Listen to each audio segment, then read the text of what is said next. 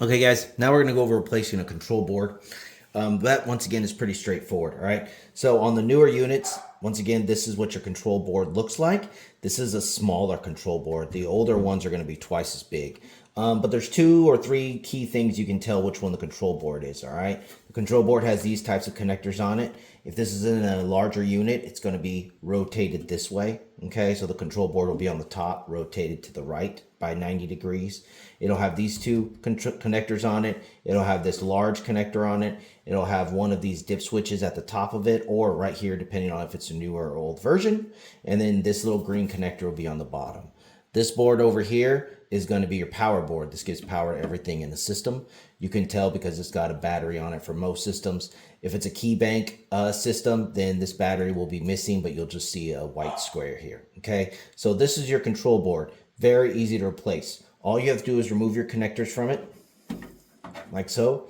You might have a connector here or a connector here and a connector here. You can remove those, and this connector you'll pull straight out. The key thing is make sure you pull these connectors straight out. If you bend these pins, you're going to have to replace the whole unit, okay? So you don't want to do that.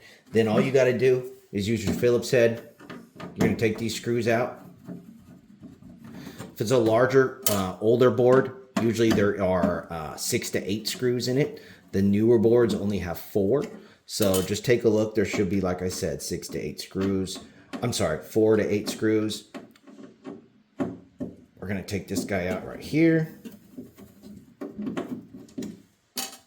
Then we're going to take this guy out right here. Cool thing is, since it's got that green connector on the end of it, you can pull out all the screws. And because this guy's screwed in over here, it still stays. So you just get that and you just wiggle her out.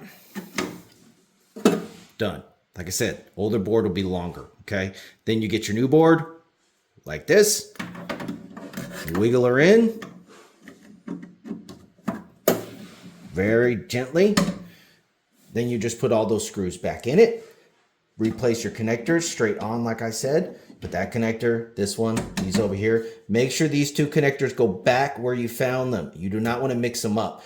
Most people, if you just have one box, you'll have one connector. If you have multiple boxes connected together, this is how they connect together. So one of these cables will go down to your CPU down below, and the next cable will go over to your other box. You don't want to mix these up or else your system won't work. So just make sure you check which cable comes from where and put it back in the same spot.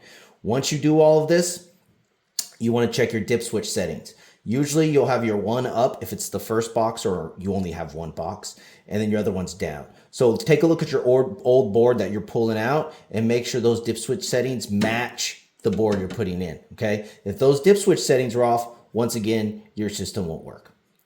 Thank you, and let me know if you have any questions.